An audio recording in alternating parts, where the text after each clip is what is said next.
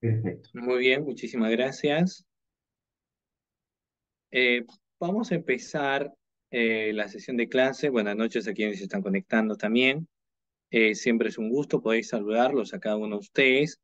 Estábamos hablando hace poco de lo que viene a ser, por ejemplo, un marco delictuoso como viene a ser el delito de tráfico ilícito de drogas, relacionado también, obviamente, a lo que viene a ser el delito de lavado de activos, ¿no?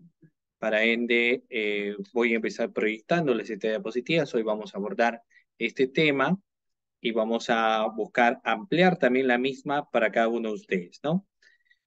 Ustedes saben que en sesiones pasadas hemos estado hablando de un delito, que es el delito de lavado de activos. Tiene sus propias características, obviamente, el tipo penal de lavado de activos, incluso se suele hablar de lo que viene a ser, fíjense ustedes, el autolavado, ¿no? Y muchas veces consideran que el tema del autolavado tiene una regulación delictuosa en nuestro ordenamiento jurídico, y pues lo cierto es que no necesariamente este viene a ser así, ¿no? No siempre tiene una relevancia de esta naturaleza, sino que depende mucho de varias circunstancias, sin lugar a dudas. Pero lo que sí hablábamos es que era que el tópico del lavado de activos guarda mucha relación hoy en día en los planos de investigación para saber sobre todo cómo es que podemos identificar un delito de esa magnitud, como es el caso del lavado de activos. Y para hablar del lavado de activos, obviamente tenemos que tener en cuenta también una serie de cuestiones iniciales o primigenias, ¿no? ¿Por qué es importante hablar del tópico del lavado de activos? En la sesión de clase hemos hablado que para iniciar una investigación por lavado de activos no es necesario, por ejemplo, que yo tenga que saber cuál es el delito precedente, ¿no? Para las investigaciones iniciales en lavado de activos no es necesario saber cuál es el delito precedente o que origina, mejor dicho, esa controversia. Sin embargo, para una sentencia sí mencionábamos que era necesario poder hablar o mencionar básicamente la existencia de lo que viene a ser un delito precedente. Y todo partía incluso por la existencia de desbalances patrimoniales y que generaban una serie de enriquecimientos en quien lavaba dinero. Por eso establecíamos también de que en ocasiones resultaba siendo sospechoso que una persona cuyos ingresos económicos no superan quizás los 3.000 o los 5.000 soles, pero era sorprendente cómo en poco tiempo había formado una gran fortuna entre bienes muebles y inmuebles. Entonces eso generaba una sospecha para decir cómo que esta persona en poco tiempo puede tener esos bienes y si tal vez estaba cometiendo pues un tópico de lavado de activos. Para ello se analizaba, uno, lo que venía a ser el desbalance patrimonial, es decir, no existía proporcionalidad entre los ingresos económicos con los bienes que obtenía. Y uno partía diciendo de que eso podía ser lavado de activos. Luego, evidentemente, se hablaba de la fase del delito de lavado de activos y se hablaba de algunas unidades como la UIF, que es la Unidad de Inteligencia Financiera, quienes emitían un informe a través del cual se señalaba la existencia de operaciones sospechosas, obviamente a través de los depósitos en sus cuentas, que podrían acarrear la existencia de lo que venía a ser lavado de dinero o lavado de activos, ¿no? O sea, estas operaciones sospechosas que podrían arraigar la existencia de este marco delictuoso, marco delictivo. Y eso hemos hablado en la sesión de clase. Pero lo que no hemos hablado es que existen técnicas especiales de investigación para enfrentar pues este tipo de situaciones, ¿no? Y son las que precisamente en esta sesión de clase también vamos a mencionar. Algunas técnicas especiales de investigación para poder enfrentar el tema del lavado de activos, pero también enfrentar las cuestiones de tráfico ilícito de drogas, por ejemplo. Nos hemos quedado un poco hablando de lo que viene a ser el tráfico ilícito de drogas. Y vamos a, como siempre, hacer interacción con cada uno de ustedes porque lo que les voy a preguntar ahora es, ¿qué otra denominación suele darse al delito de tráfico ilícito de drogas? A ver, doctores, su interacción siempre es importante, entonces parto preguntándoles, ¿qué otra denominación se le suele dar al delito de tráfico ilícito de drogas? ¿Cómo también se lo conoce? Muy bien, doctor Cristian. ¿Cuál es el otro nombre del tráfico ilícito de drogas? También se lo conoce como narcotráfico. Tráfico ilícito de drogas, conocido también como narcotráfico, ¿no?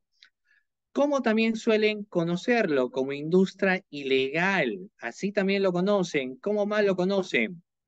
Como distribución y venta de drogas ilegales, ¿no? Entonces, el tráfico ilícito de drogas consiste en la venta de drogas de manera ilegal. Obviamente, dentro del ordenamiento jurídico se encuentra dentro de los delitos contra la salud pública, ¿no? Contra la salud pública.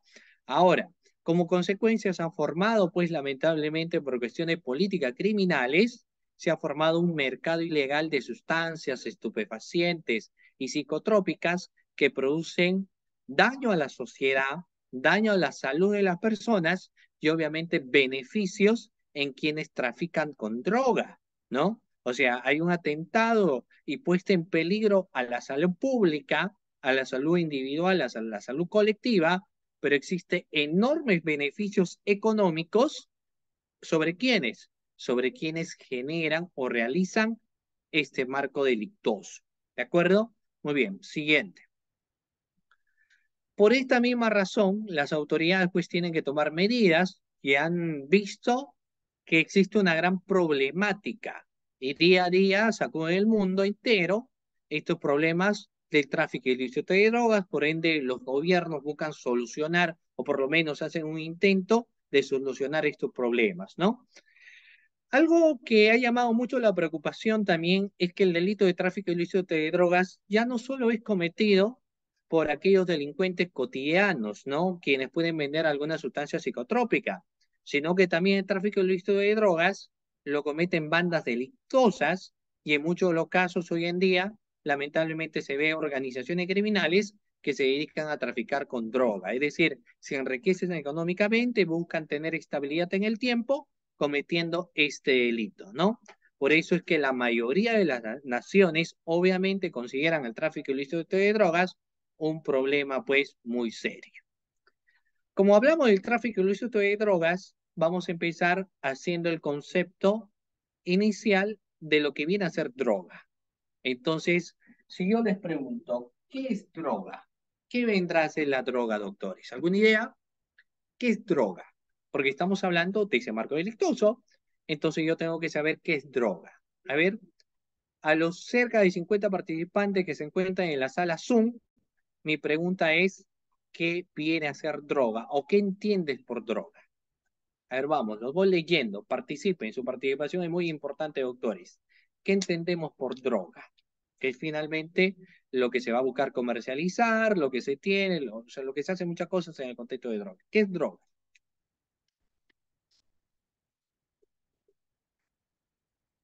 Muy bien. Por ahí, por ejemplo, alguien me dijo droga, sustancia ilícita, prohibida por la norma jurídica. Sí, porque de por medio tiene un bien jurídico tutelado que viene a ser la salud pública. Entonces es una sustancia prohibida. Betsaida me dice sustancia prohibida, Gabriela me dice con efectos placenteros. No toda droga trae efectos placenteros, algunos de ellos sí. Por ejemplo, si señalamos el tema del éxtasis, entre otros, ¿no? José Ortiz me dice sustancia que altera el sistema humano. Es una sustancia ilegal, sustancia química. Muy bien. Claro, una sustancia química, pero ilícita, porque existen sustancias químicas que sí son lícitas.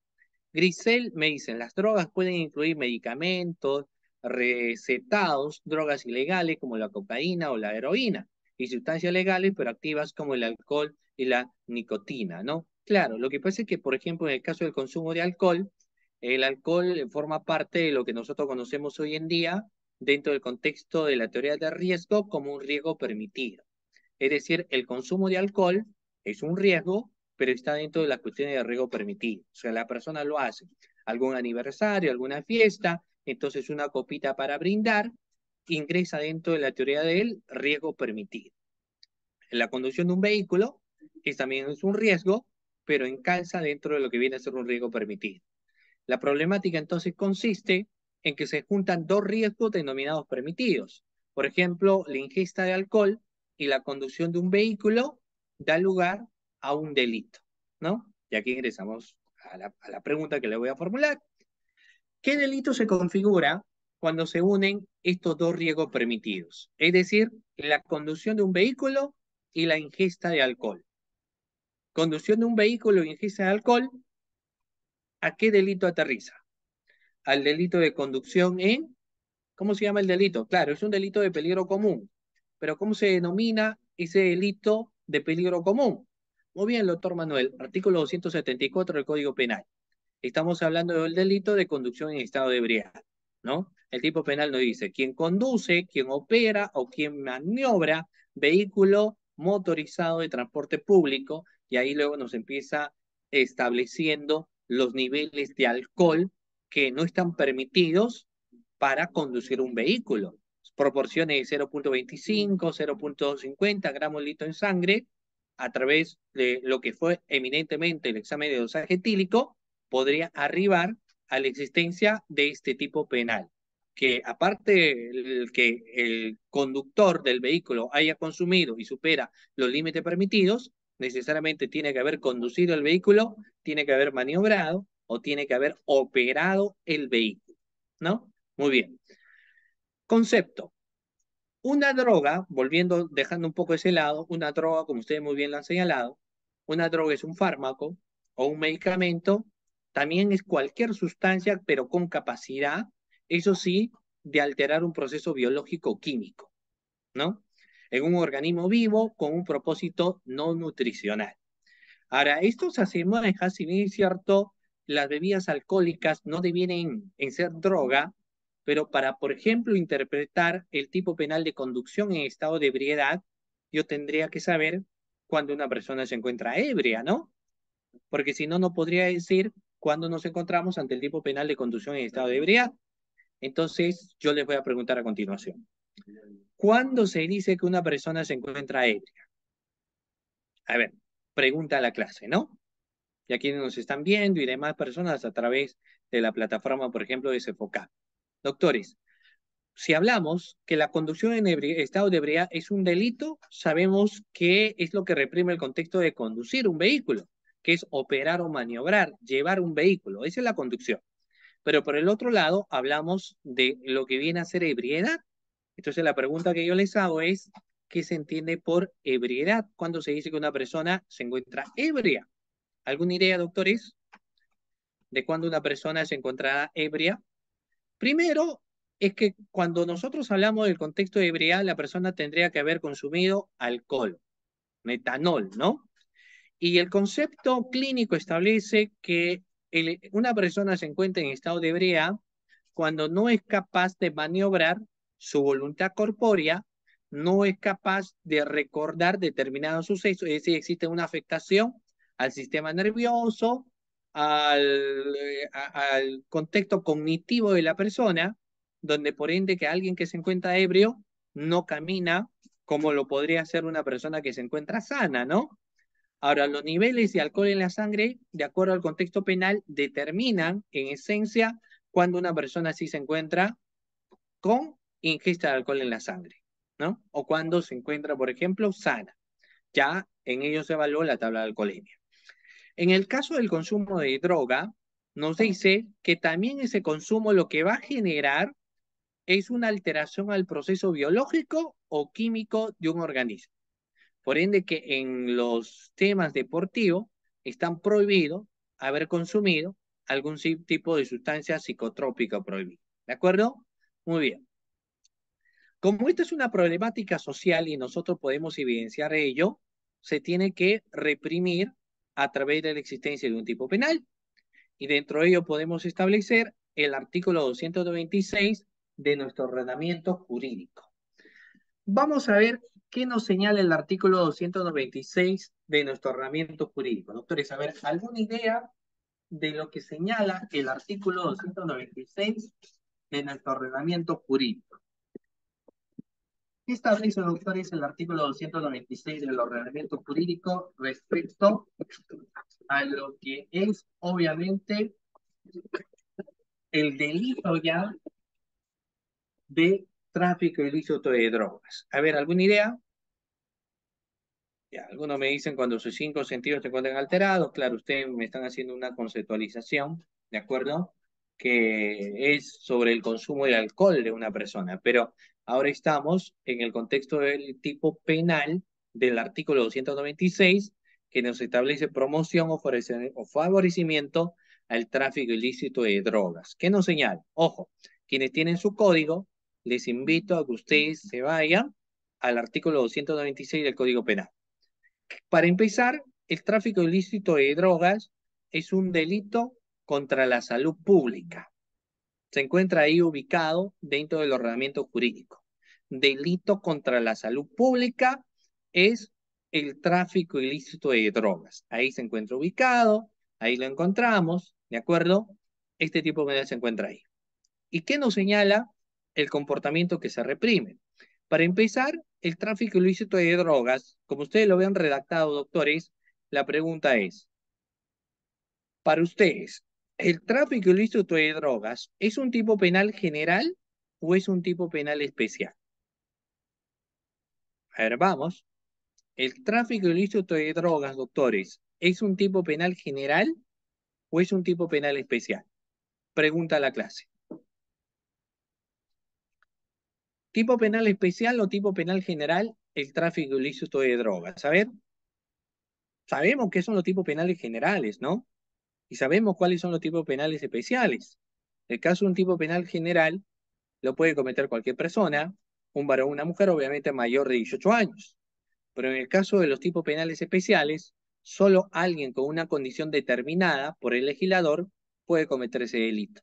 De ahí que existe ese marco de diferenciación entre lo que son tipos penales generales y tipos penales especiales.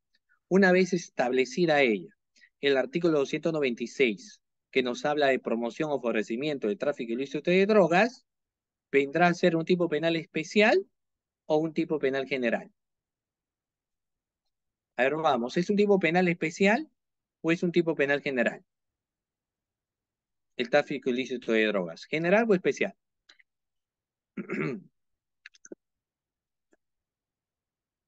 Obviamente viene a ser un tipo penal general, no es un tipo penal especial. Los tipos penales especiales se catalogan por la condición del sujeto que realiza el hecho ilícito. Por ejemplo, los delitos contra la administración pública. ¿Quién es el autor en los delitos contra la administración pública? Solamente el funcionario y servidor, ¿cierto? Solamente el funcionario o servidor son los únicos que pueden ser autores. Por eso es que se establece que son tipos penales especiales, no es un tipo penal genérico. Pero el caso de la promoción o favorecimiento del tráfico ilícito de drogas, lo puede cometer cualquiera.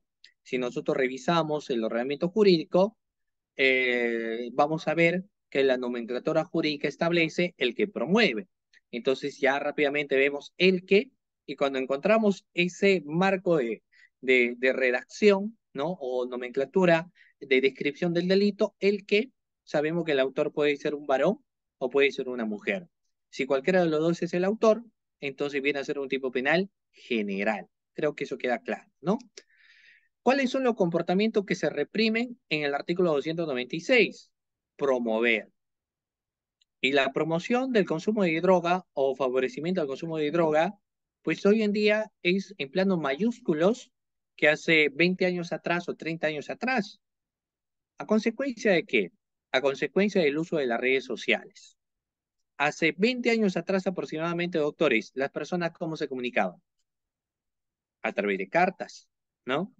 Y eso, por ejemplo, cuando se habla como una técnica especial de investigación, la interpretación postal, se habla mucho de cómo hace 20 años atrás, 25 años atrás, las comunicaciones que tenían las personas era a través de envíos de cartas y el envío de cartas demoraba su tiempo, ¿no? En recepcionar, en enviar.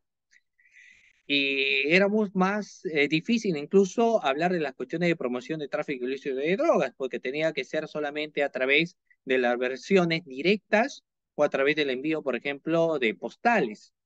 Pero en la actualidad, los medios de comunicación serán de una forma mucho más amplia, porque se tiene, por ejemplo, las redes sociales. Se tiene, por ejemplo, en Instagram, el Facebook, el TikTok, el WhatsApp.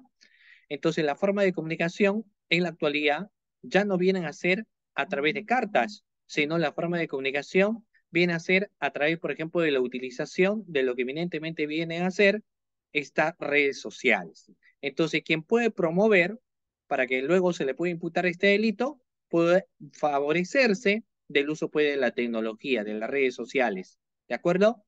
quien favorece o facilita, es decir, quien vende, que no necesariamente puede consumir la sustancia psicotrópica, sino que puede favorecer a este consumo ilegal. Por ejemplo, quien se encuentra fuera de los colegios, fuera de las universidades o cualquier otro lugar de concurrencia, como pueden ser la discoteca, los bares y entre otros, quien vende estas sustancias, entonces se le va a imputar el delito del artículo 296 del Código Penal, ¿no?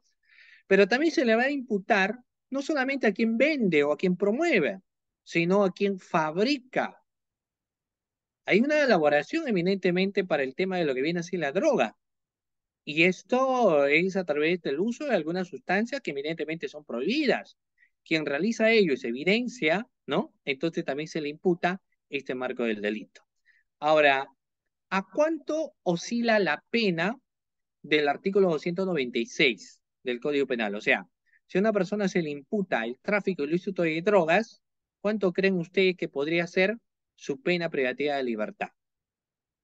Hay una variable entre pena menor y entre lo que viene a ser pena mayor, y obviamente el artículo 226 establece que la pena menor podría ser no menor de 8 años. O sea, la pena menor podría oscilar a no menor de 8 años y la mayor hasta 15 años. Entre 8 y 15 años podríamos solicitar, y el juez obviamente podría determinar la pena a una persona por el artículo por el tipo penal regulado en el artículo 296 de nuestro ordenamiento jurídico, ¿no? Y vamos a ver, ahora, ¿qué pasa con el que posee drogas, estupefacientes o sustancias psicotrópicas para su tráfico ilícito? Aquí hablamos que el sujeto activo no realiza las conductas de promover, de favorecer, ni tampoco de fabricar, sino la tiene para en su poder, pero el tenerlo en su poder o poseer drogas, estupefacientes o sustancias psicotrópicas deben tener eminentemente un objetivo también. El objetivo no va a ser un consumo personal, sino que el objetivo que se tiene está relacionado a traficar la droga. Si esto se evidencia naturalmente a través de un proceso de investigación, la pena será no menor de 6 ni mayor de 12 años. Digamos, en este caso termina siendo pues una pena menor al primer párrafo del artículo 296 del Código Penal, ¿no? Sin embargo, pena al fin y al cabo. Vayamos. También el tercer párrafo va a establecer la siguiente conducta de represión. Quien promueve, produce o copie o comercialice. En este caso, ya no está relacionado técnicamente al contexto de droga, pero sí guarda relación a las materias primas o insumos para ser destinados a la elaboración ilegal de drogas. Porque ¿cómo creen ustedes que se elabora la droga? No es que es una elaboración producto de la naturaleza o de la hoja de coca, nada más, sino que eminentemente se utilizan una serie de insumos químicos, ¿no? De materias primas. Entonces, quien se encarga de producir, de promover o acopiar estas sustancias o estos insumos o materias primas para la fabricación o elaboración de drogas, si se le encuentra con ello y se evidencia eminentemente que ese es el objetivo, entonces habrá también un reproche de punibilidad. Ahora, en cualquiera sean las etapas de la elaboración de la droga, ¿no? Por ejemplo, la maceración, el procesamiento o técnicamente la elaboración. En cualquiera de ellas, si se evidencia la persona que realiza esa conducta, entonces va a haber un marco de represión. ¿De acuerdo? Muy bien. ¿Quién es el sujeto activo? A ver, vamos. Acá vamos a ir analizando los elementos del tráfico ilícito de drogas. Doctores, vayamos. ¿Quién es el sujeto activo del tráfico ilícito de drogas? ¿Es un delito especial o es un delito común? Vamos, doctores. Es importante su participación. Y reitero nuevamente con la pregunta, ¿no? ¿El tráfico ilícito de drogas, doctores, es un delito común o es un delito especial? ¿Delito común o delito especial? A ver. ¿Delito común, doctores, o delito especial? Vamos. Tengo al doctor Alain, al doctor Alejandro, Alexander, Anthony, Ariana, Bernardo, Petzaira, Carlos, Cecilia, Cristian, Eduardo, Elvis, Gabriela. Es un tipo penal, doctores, de delito común, es decir, de delito frecuente, de delito cotidiano. No es un delito, por ejemplo, no convencional, como podría ser en la actualidad el delito de ciberdelincuencia. El delito de tráfico ilícito de drogas viene a ser un delito frecuente, un delito común. Por ende, que el sujeto activo puede ser un varón o una mujer. No se exige que la gente reúna cualidades personales distintas a las que dinaminan su condición de persona humana. ¿Cierto? Muy bien. Ahora, el tráfico ilícito de drogas, como señalábamos, se encuentra también dentro del auge de delitos especiales que se hayan revestido por la condición de ser realizados, en algunas ocasiones también por funcionarios, servidores públicos, educadores, médicos, químicos. En estos casos van a ser obviamente delitos especiales, pero serán una cuestión agravante del tipo base del delito de tráfico ilícito de drogas, en la cual nos establece que cualquier persona, sin distinción alguna, podría ser autora de este delito. Si hemos establecido que estos vienen a ser los sujetos activos del delito, autores de la misma, ahora la pregunta es, ¿y quién viene a ser el sujeto pasivo en el delito de tráfico ilícito de drogas, doctores? A ver, ¿quién es el sujeto pasivo en el delito de tráfico ilícito de drogas? ¿Quién es el sujeto pasivo, doctores?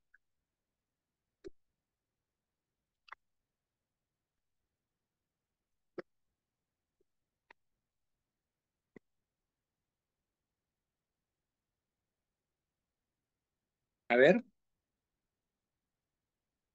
¿quién viene a ser, doctores, el sujeto pasivo en el delito de tráfico ilícito de drogas? Lo voy leyendo, doctores. ¿Quién es el sujeto pasivo? Vamos.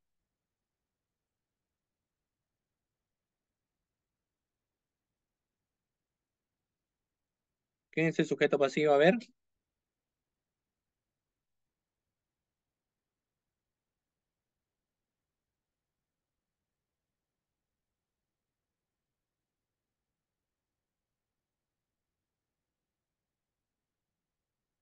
Claro, al ser un delito de interés, ¿no? Es el sujeto pasivo es el titular del interés tutelado o puesto en peligro por el agente. En este caso, el sujeto pasivo está conformado por el colectivo de individuos, de personas, es decir, la sociedad, por la sociedad en conjunto. Cuando hablamos de sociedad, no se debe pensar que es la comprendida únicamente dentro de los límites territoriales del Perú, sino puede pertenecer a cualquier nación, por eso resulta indiferente el destino geográfico que serían los estupefacientes o sustancias psicotrópicas, ¿no? O sea, no interesa a dónde se va a llevar la droga, sino lo que interesa es cuál es el comportamiento que están teniendo, lo que están participando, pues, en este marco delictuoso, ¿ya? La acción. ¿Cuál es la acción? Bueno, la acción que se encuentra descrita en el artículo 226 del Código Penal se refiere a aquellos actos de fabricar, de traficar o el mero acto de poseer con esos fines. Entonces se reprime a quienes trafican, a quienes van a fabricar sin necesidad, evidentemente, del consumo.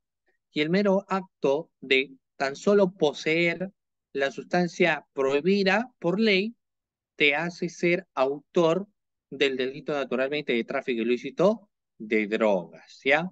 Muy bien. El bien jurídico tutelado. ¿Cuál es el bien jurídico tutelado en el delito de tráfico ilícito de drogas? Como hace un momento también lo señalábamos, viene a ser la salud pública. La salud pública, doctores, es el bien jurídico tutelado en el tipo penal del tráfico ilícito de drogas. Vayamos a la siguiente pregunta, sencilla también, porque para quienes se encuentran aquí, lo que estamos haciendo es analizar los elementos del tipo penal. ¿Cómo creen que se da el tráfico ilícito de drogas? ¿Será un tipo penal que se da por dolo o será un tipo penal que se da por culpa, doctores? A ver, el tráfico ilícito de drogas, tipo penal que se da bajo el imperio del dolo, la conciencia y voluntad, o es un tipo penal que se puede dar bajo el imperio de la culpa. A ver, tipo penal doloso o tipo penal culposo, doctores, tráfico ilícito de drogas. A ver, ahora sí los puedo leer, doctores. No los estaba leyendo. Vamos a ver. Ok, vamos. Es importante ustedes su participación, ¿ah?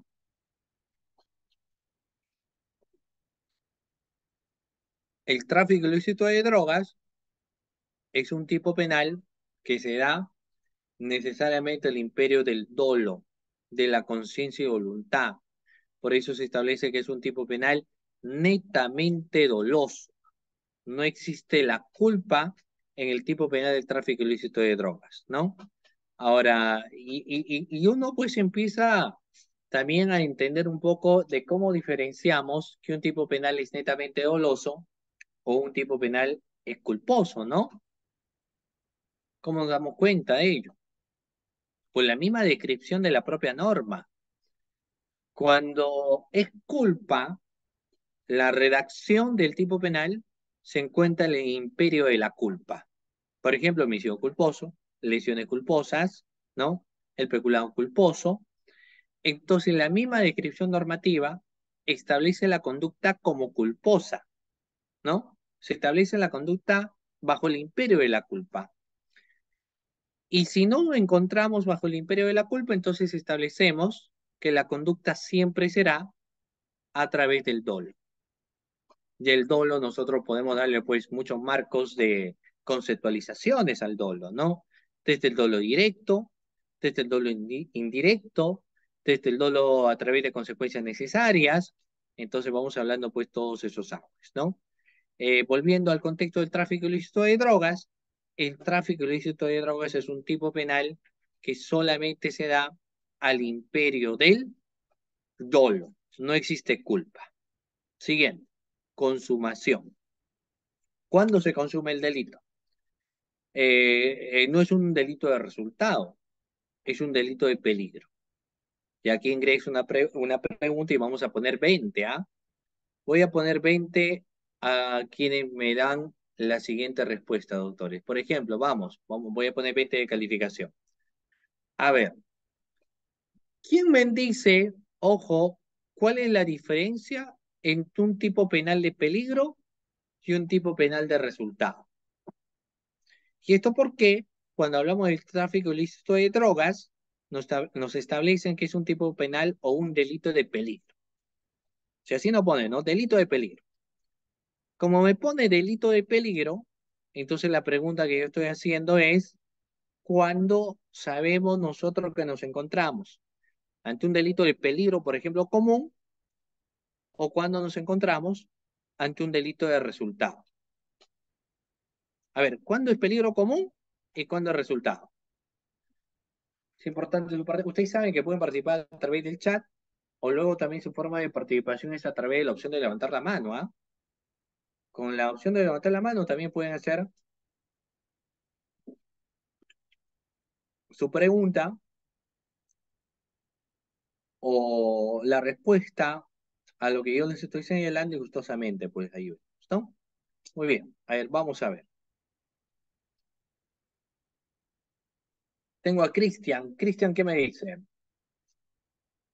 En el de peligro, la sanción es también preventiva antes de la consumación del delito. Peligro cuando se espera el resultado. O sea, lo que pasa es que el marco de, ya, lo voy leyendo a ustedes, ¿no? A ver qué más me dicen. Manuel me dice, de peligro se consuma sin necesidad de lesión. Sin necesidad de lesión, siempre será entonces peligro. A ver, no, porque para quienes me consultan y me dicen, pero lo que pasa es que yo estoy haciendo la pregunta, ¿cuándo nos encontramos ante un tipo penal de peligro y cuándo nos encontramos ante un tipo penal de resultado? Esa es la pregunta que yo les estoy formulando, ¿no? ¿Cuándo nos encontramos ante lo que viene a ser un tipo penal de peligro y cuándo estamos hablando de un tipo penal de resultado. Manuel me dice, porque ante peligro se consuma sin necesidad de lesión. Everly me dice delito de peligro cuando la conducta antijurídica está permanente. Ya. Pero ¿qué más? A ver, peligro cuando no se ha consumado la afectación del bien jurídico. Ya. Peligro cuando no se ha consumado la afectación del bien jurídico. A ver, ¿qué más? Obviamente el resultado, cuando hablamos de peligro de resultado, el de resultado es una lesión al bien jurídico tutelado. Homicidio, robo, hurto, violación, tocamientos indebidos. Hay una afectación al bien jurídico tutelado protegido por el ordenamiento jurídico. Por eso se establece como tipo penal de resultado. En el caso del tipo penal de peligro, no es necesario que el bien jurídico tutelado, protegido por el derecho penal, tenga una lesión, sino que la sola puesta en peligro genera ya la configuración del delito.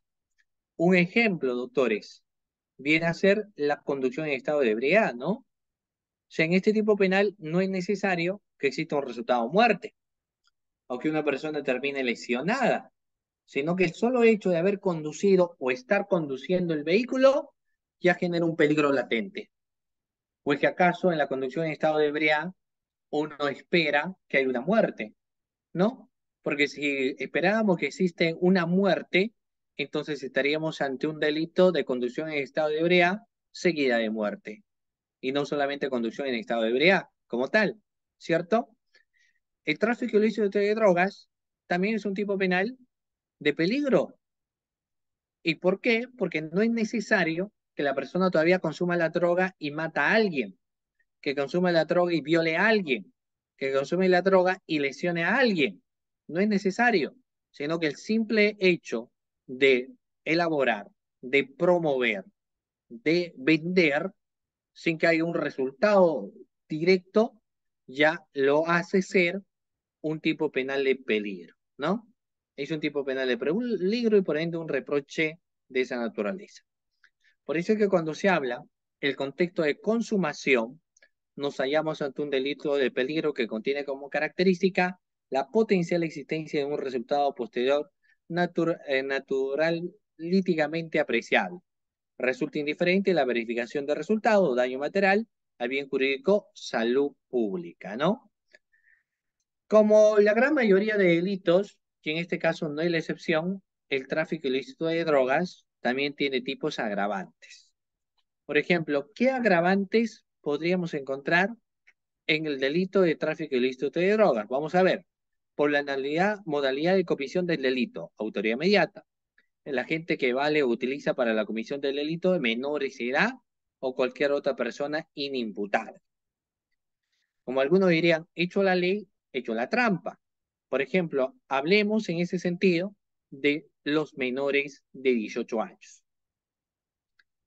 Doctores, una persona menor de 18 años que comete delito, falta o infracciones a la norma. Reitero, una persona menor de 18 años, ¿qué es lo que comete? Delitos, comete infracciones o comete falta. A ver, ¿qué comete un menor de edad? ¿Delitos, infracciones o comete falta?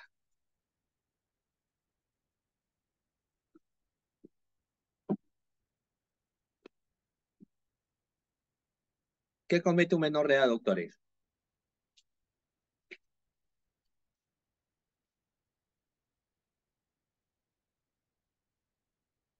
Muy bien, acá tengo su participación de ustedes. Cecilia me dice infracciones, Jennifer, Manuel, infracción, infracción, Kelly Sánchez de infracción, infracción, William, infracción, Everly, infracciones, Julia, infracciones, Cecilia, falta, infracción, infracciones a la norma. Claro, yo creo que todos de forma unánime respondemos, ¿no? Los menores de edad no cometen delito, los menores de edad cometen infracciones a la norma, no cometen delito. cometen infracciones a la norma, los menores de edad. ¿Ok? Ahora, si quien trafica droga utiliza un menor de edad para la configuración del hecho delictuoso, entonces deviene a ser en una conducta agravante del delito, ¿no? O también puede ser una persona inimputable. ¿Y cuando estamos en un inimputable? La persona que tenga algún tipo de anomalía psicológica, psíquica, que no puede discernir el contexto de la realidad y se lo utiliza como medio para poder traficar drogas, por ejemplo, entonces en ese caso, ¿cierto? Vendrá a ser esto una condición agravante de configuración del delito, ¿ya? Es una situación agravante. Sigamos. El artículo 297 del Código Penal ya nos da pues otro marco de referencia porque nos dice lo siguiente. El agente que se vale o utiliza para la comisión del delito menores de edad o cualquier otra persona inimputable. Ya sabemos que en nuestra legislación nacional, si hablamos de menor de edad, 18 hacia abajo, ¿no? O mejor dicho, de 17 hacia abajo, porque la edad mínima es 17, claro, máxima, ¿no? Máxima en menoría de edad 17, 18 ya es una persona adulta, ¿no? Y ahí sigue continuando su adultez, adulto joven, o no, o mejor dicho, es joven, pero ya un ciudadano mayor de edad. También vamos a ver qué otras cuestiones de agravante podría ser el agente funcionario o servidor público encargado de la prevención e investigación de cualquier delito. Tiene el deber de aplicar penas o vigilar su ejecución. Si quien realiza o en su función está ello y eminentemente va realizando pues esta conducta represora, entonces viene a ser una cuestión agravante. Si el agente tiene profesión o educación, ¿no? O sea, quienes son educadores, si tienen una profesión, son condiciones agravantes. Si es médico, si es farmacéutico, químico, odontólogo o ejerce profesión sanitaria, entonces en estos casos también vienen a ser agravantes.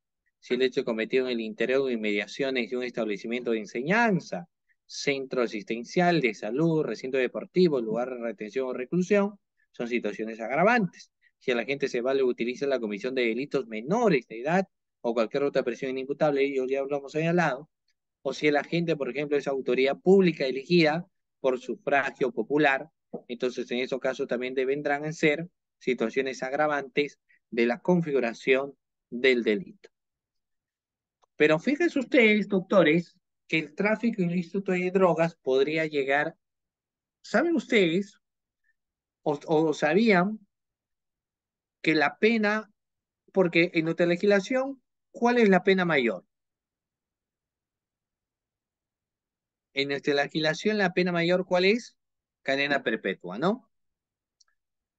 Esto me va a ayudar a invitarles a ustedes a preguntar por lo siguiente. A ver, el Código Penal nos habla de una pena mayor y una pena menor. ¿A cuánto oscila la pena mayor, doctores, según nuestro ordenamiento jurídico? ¿A cuánto oscila la pena mayor? A ver,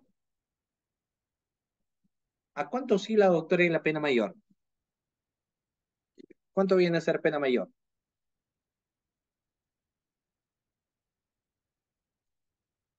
¿Cuánto es la pena mayor, doctores? Claro, la pena mayor podría llegar hasta los 35 años. Esa es pena mayor. ¿Y la pena menor, cuánto podría ser?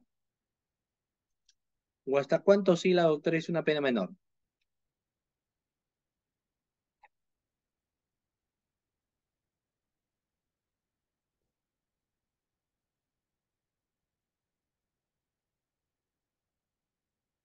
2 días. Claro, la pena menor oscila hasta los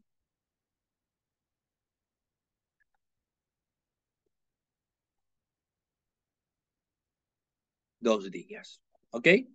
Muy bien. Y la cadena perpetua, que está contemplada en sí, ¿no? Porque en realidad lo que habla de la cadena perpetua son 35 años, que lo está sujeto a una revisión. Y en base a esa revisión podría ser otros 35 años más. ¿Correcto? Yo tengo 35 y luego podría ser 35 años más. ¿Estamos? ¿Sí? Y a continuación vamos a ver hasta cuándo, pues, o en qué circunstancias podemos llegar a cadena perpetua.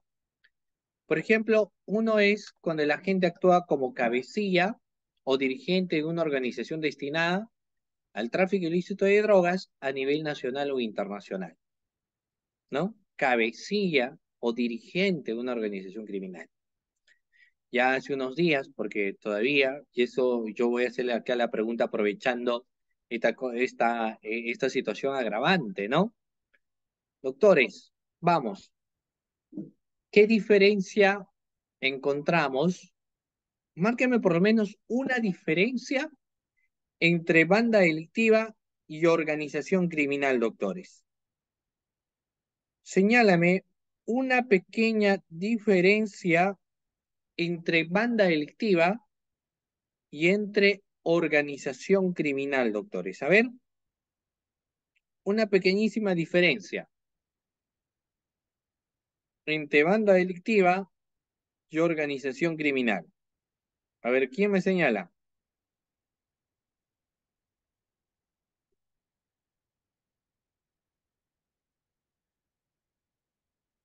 A ver, vamos, doctores. Diferencia entre banda delictiva y organización criminal.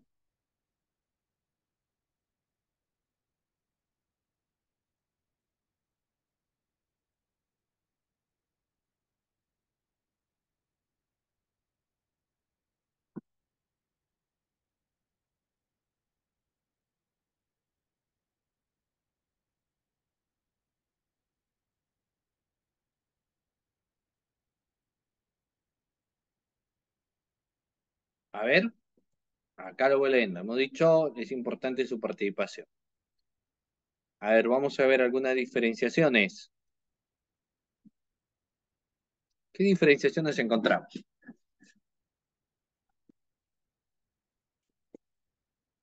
Acá tenemos, por ejemplo, las siguientes, ¿no? Me dice que en la organización criminal hay roles, se lo sabemos, ¿ok? Claro, momento, doctores. Hay roles. De una banda delictiva, ¿qué hay?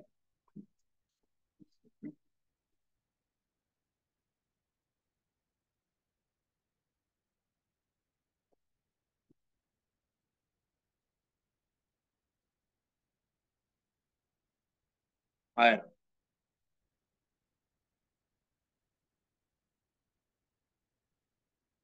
lo voy leyendo acá, ¿no? Voy leyendo su participación que ustedes están teniendo. Acá, por ejemplo, vamos a ver, nos dice Manuel, ¿no? Organización criminal de roles. Schigner me hizo organización de tres y banda de dos a más, ¿ok? Cristian, bueno, dice, creo que la organización criminal tiene una estructura en realidad, no es que parece que tuviera una estructura, en realidad tiene una estructura. ¿De acuerdo? La organización criminal tiene una estructura, banda delictiva tiene un fin, no existe una estructura compleja. Él pues me dice organización criminal está bien estructurada, la banda delictiva no. Selene me dice conformado por tres o más personas, está conformado por la organización criminal. Viviana me dice organización de tres y banda de dos o más.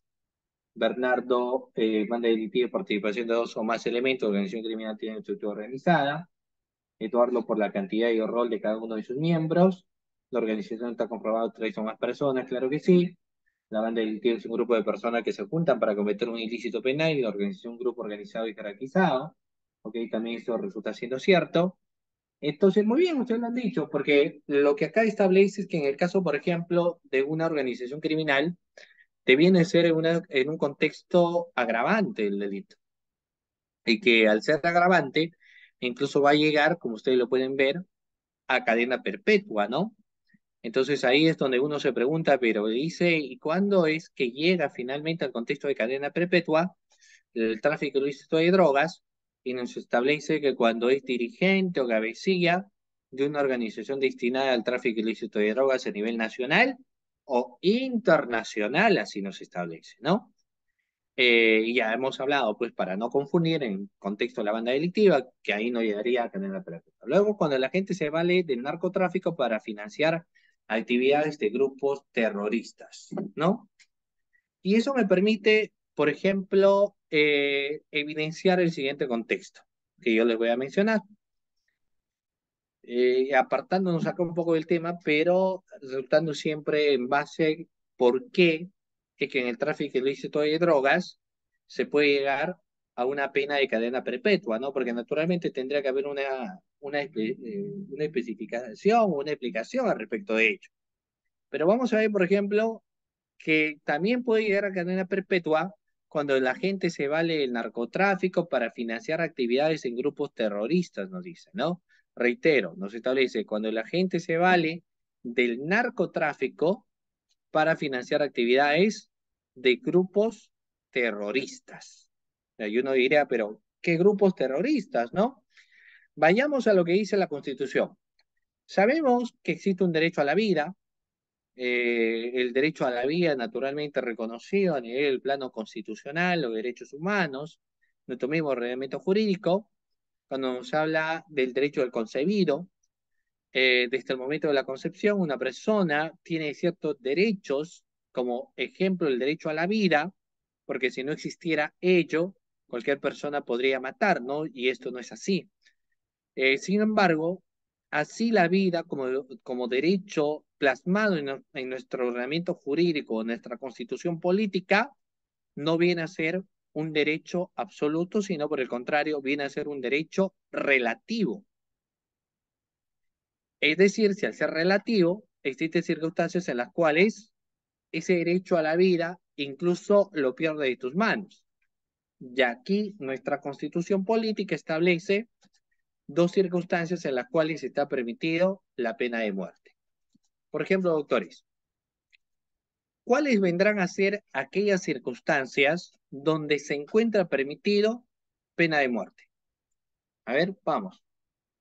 ¿Cuáles son los contextos en los cuales se permite la pena de muerte?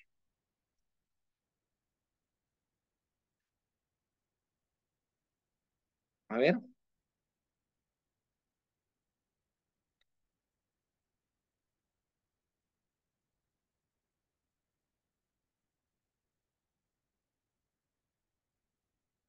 ¿cuáles son los contextos, doctores, donde está establecido pena de muerte?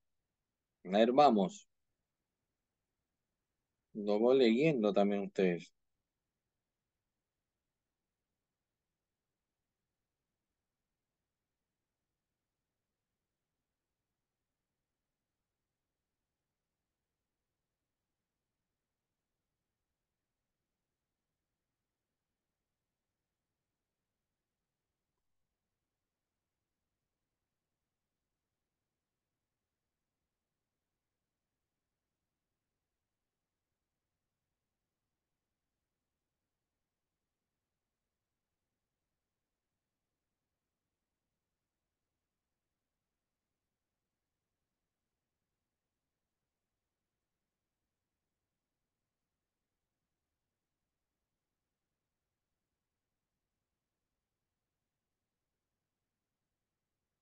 A ver, tenemos dos circunstancias en las cuales sí está establecido la pena de muerte. ¿Y cuáles son? Creo que ustedes lo van señalando bien, porque tenemos casos de terrorismo, ¿no? O en tipo de guerra, en tipo de terrorismo y tema de traición a la patria. En esos dos casos, terrorismo y traición a la patria, terrorismo y traición a la patria, es donde, pues, doctores, podría proliferar el tema en cadena perpetua, ¿no? ¿Y cómo se va comercializando este contexto de droga? Pues hay varios medios. Tenemos, por ejemplo, existen tres modalidades dentro del tráfico ilícito de drogas, establecidos en la base de los medios que se utilizan para realizar el tráfico de drogas. Estos son el tráfico aéreo, como medio de tránsito, naves aéreas, obviamente públicas o privadas, para que transporten vía aérea sustancias o estupefacientes. También se puede tener medio marítimo, consiste en aquel que utiliza como medio de transporte buques, barcos, ¿no? Para que transporten vía marítima sustancias de esa naturaleza prohibida. Y también se puede tener, y en cierta medida bastante frecuente, que es el medio del tráfico terrestre, ¿no? Que consiste en aquel que se utiliza como medio de tránsito de vehículos, ¿de acuerdo? O cualquier otro medio de transporte vial para que se trafique vía terrestre sustancias estupefacientes o psicotrópicas, cualquiera sea su forma de ser embalada. ¿Ok? ¿Estamos? Sí. Eh, existen, a la vez de lo que hemos señalado, naturalmente otros artículos relacionados al tráfico ilícito de drogas, como es el que establece el artículo 226A. Por ejemplo, comercialización o cultivo de amapola y marihuana y su siembra compulsiva, ¿no? Artículo 226A, comercialización y cultivo de amapola y marihuana y su siembra que se da de forma, por ejemplo, compulsiva, ¿no? También tenemos el tráfico ilícito de insumos químicos o productos fiscalizados, las formas agravadas, microcomercialización y microproducción, posesión no punible, suministro indebido de drogas, coacción ilícito de drogas, y aquí algunas marcos jurisprudenciales que vamos a señalar a continuación, ¿ya? Muy bien, doctores. Sin embargo, llegando a las 9:06, vamos a hacer aquí, le voy a poner un pequeño receso de 5 minutos, ¿ok? Y regresamos.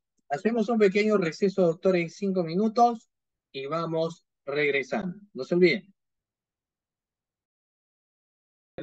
Volvemos, volvemos, doctores. Muy bien. Entonces, bueno, estamos hablando también ahora de la casación pues 126/2012, Cajamarca, y esta casación dice el tráfico ilícito de drogas y circunstancias agravantes, por ejemplo, por la condición de profesor de la gente, ¿no? ¿Y dónde radica, pues, la importancia de ello? Lo vamos a señalar a continuación, porque hemos dicho que mucho influye la cuestión de condición de agente y demás que puede tener, pues, una persona, ¿no? Finalmente, estas circunstancias, a condiciones de agente, nos permiten a nosotros vivenciar una serie de contextos que luego debemos siempre o debemos tener en cuenta estos aspectos, ¿ya? Muy bien. ¿Qué es lo que podemos evidenciar en este caso? Bueno, lo vamos a ver acá. La sumilla de la casación 127/2012 Cajamarca establece lo siguiente. Muy bien.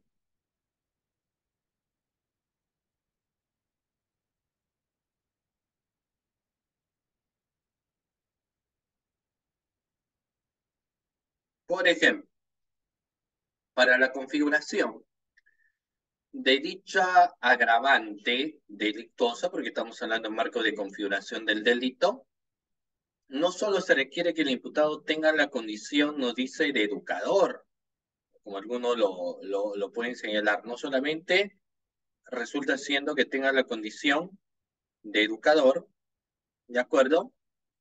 Sino que su accionar delictivo se haya verificado en el contexto y aprovechando el ejercicio de su condición de tal. Como el consiguiente grave riesgo de los alumnos sea que no hubieran alcanzado una edad que les permita comprender la posibilidad de consecuencia del consumo al que pudieran ser inducidos por el comportamiento de su maestro, o que pudieran ser influenciados negativamente pese a su mayoridad al consumo de estupefacientes. Como hace un momento decíamos, la condicionante de ocupar un cargo o ser profesor, por ejemplo, y en base a ello, ¿no? En base a este ordenamiento de ser profesor, eh, consumir o incentivar al alumnado al consumo de algunas sustancias, sobre todo porque el profesor de una u otra manera, los alumnos pues escuchan al docente y en base a lo que dice el docente, como que termina siendo más convincente que lo que puede ser un colega, porque finalmente lo que dice un profesor lo escuchan más, ¿no? Y si el profesor aprovecha esa condicionante pero para cometer un hecho delictuoso, entonces termina siendo naturalmente en un contexto agravante. Rechazado, desde luego, ¿no? Porque un docente no puede aprovechar ciertas condiciones y realizar pues ese ilicitud, ¿no? No está permitido. Y acá lo que se veía en la condición del profesor de la gente, ¿no? Y esa condición hacía de que sea un agravante por esa condición. Lo mismo puede ser en el caso de los médicos, en el caso de quienes se dedican a vender los temas de fármacos también, sucede exactamente lo mismo, ¿no? Se aprovechan de esas condicionantes para cometer estos hechos delictosos.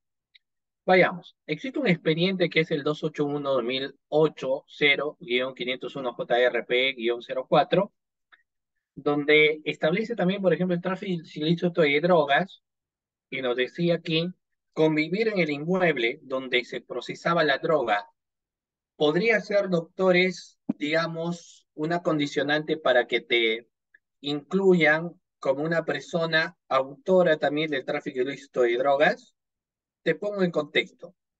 Si tú vives en un departamento, digamos, alquilado, ¿ya? Entonces te dice, bueno, yo vivo en este departamento, hago estas cosas y demás, y tú te encuentras viviendo en el cuarto piso, pero evidencian que en el tercer piso se consume droga. Y no solamente se consuma, sino que procesan droga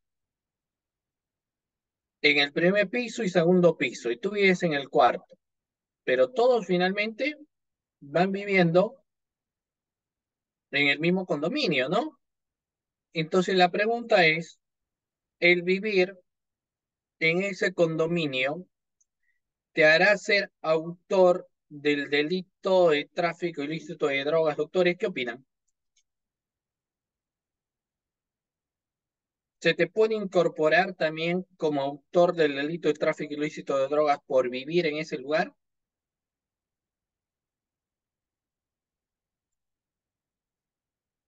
o no? Y si la respuesta es no, la pregunta es, ¿pero por qué no?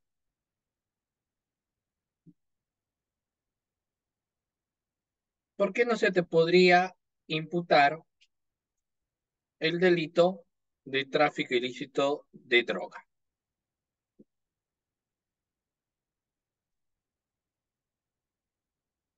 Porque fácilmente podríamos decir, no, hay un marco de imputación, ¿no? Pero ¿por qué no se te podría imputar?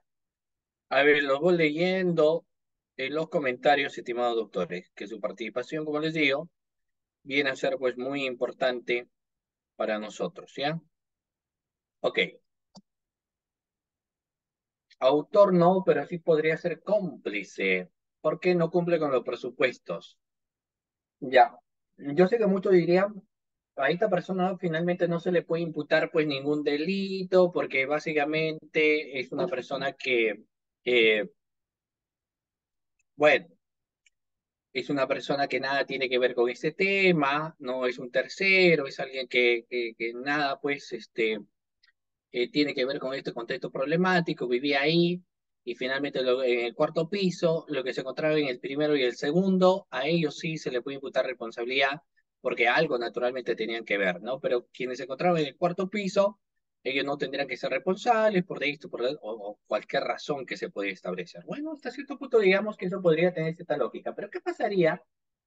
Fíjense ustedes, si el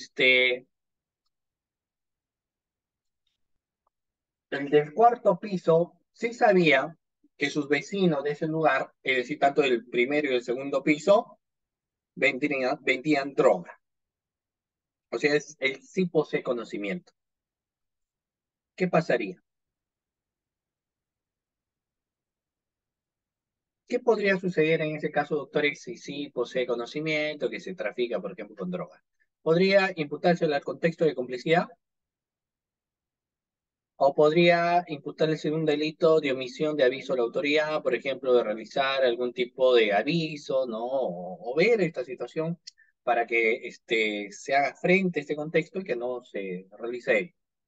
¿Alguno, usted cree que sería cómplice o podría imputársele el delito de omisión de denuncia, como algunos lo señalan? ¿Complicidad o omisión de denuncia, doctores? A ver, quienes dicen que no hay complicidad, ¿por qué no habría complicidad? Yo sé que alguno me dice, no, no existiría complicidad ya, pero ¿por qué no existiría complicidad?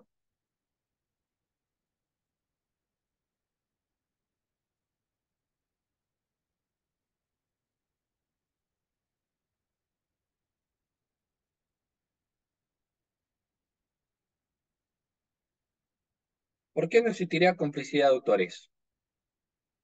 Ya, porque no está involucrado. Sí, bueno, obviamente no está involucrado, pero alguna otra respuesta más concreta jurídicamente tendría que haber, ¿no? ¿Por qué no sería cómplice? El artículo 25 de nuestro ordenamiento jurídico nos habla el contexto de la complicidad y es lo que nos estipula cuando nos encontramos ante una persona que podría ser cómplice del delito, ¿no? O sea, no sé claro cuando nos habla, pues, cuando una persona podría ser cómplice del delito. Y, por ejemplo, ¿cuándo es cómplice? El derecho penal nos dice que cómplice es la persona que auxilia a otra persona.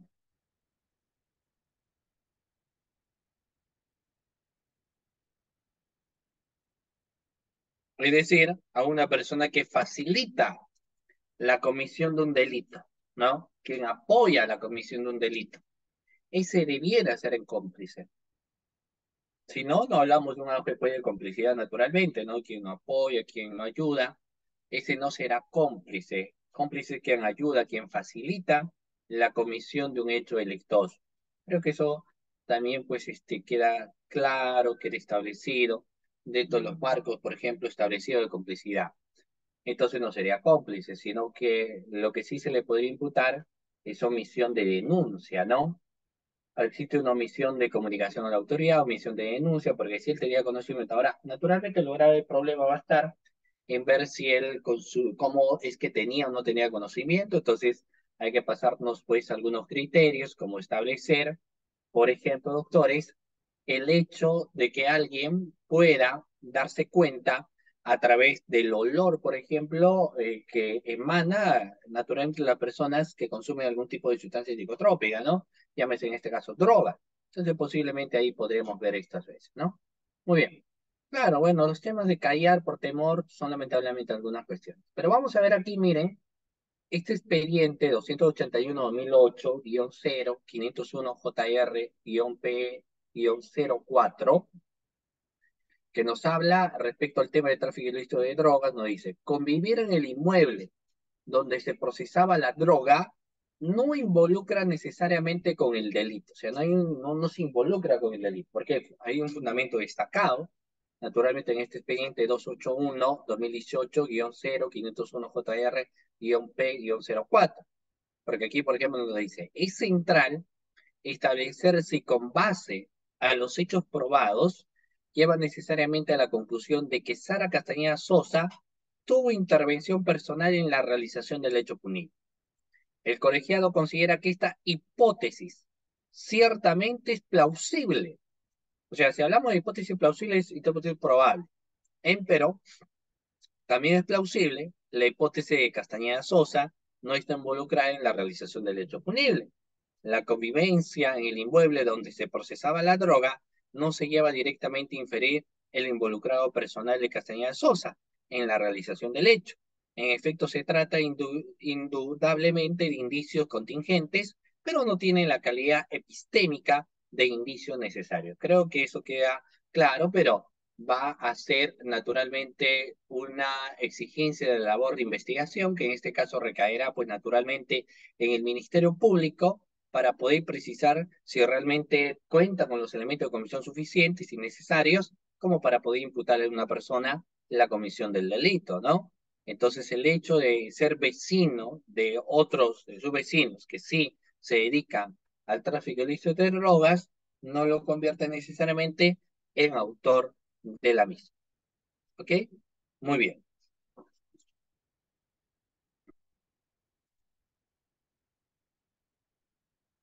Existe algún recurso de nulidad que es la 1006-2015 Lima. Vamos a ver, pues, de qué trata o de qué nos habla este recurso de nulidad, que es la que precisamente ahora estamos señalándoles para cada uno de ustedes, ¿no? Porque claro, lo que toca es hablar de estas cuestiones de recurso de nulidad, ¿ya? Y ese recurso de nulidad 1006-2015 Lima. Vamos a ver aquí. ¿Será importante los informes de inteligencia? ¿Qué opinan, doctores? Para un caso de tráfico ilícito de drogas, ¿será importante los informes que se suelen dar o no? Pero claro que aquí no es cualquier informe, ¿cierto?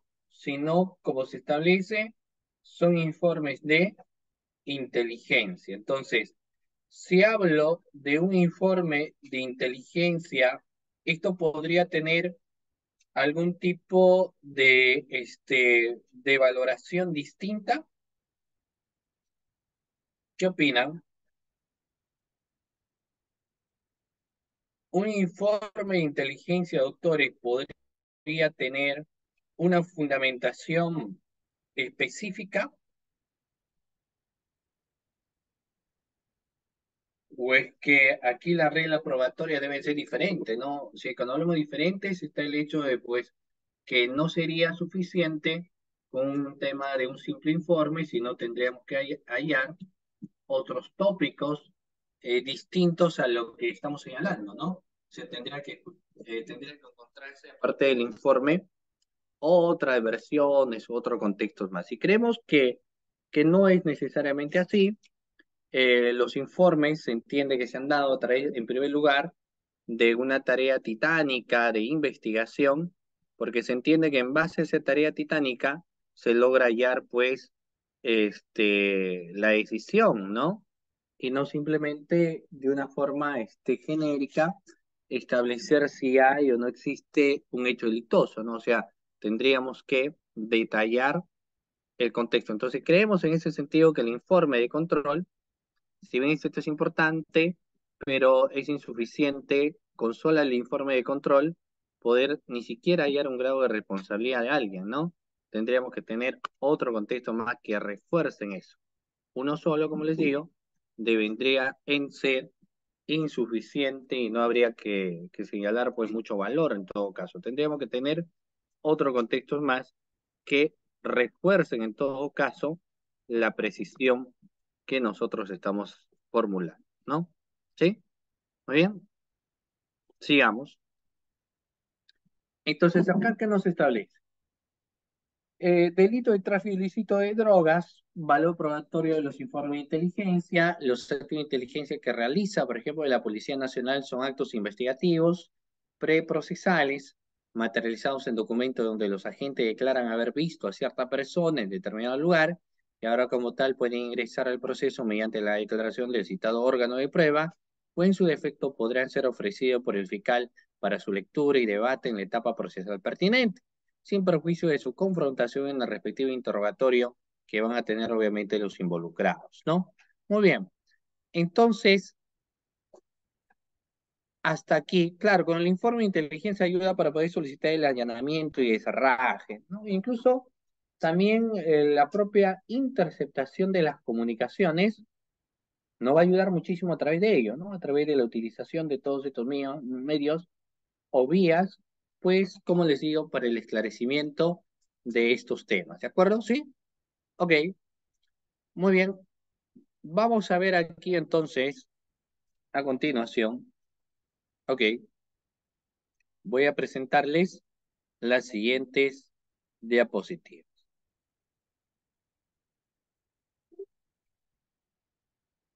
Vamos ahora, como tanto hemos hablado del lavado de activo, y estamos hablando también ahora del tráfico ilícito de drogas, resulta importante pues hacer mención de lo que pueden ser las técnicas especiales de investigación.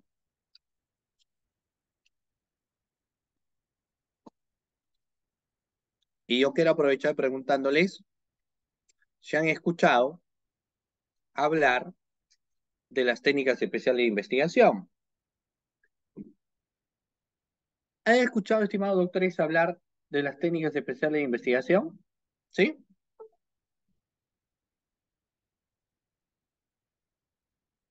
A ver, pregunta a la clase A. ¿Han escuchado hablar, doctores, de lo que viene a ser una técnica especial de investigación?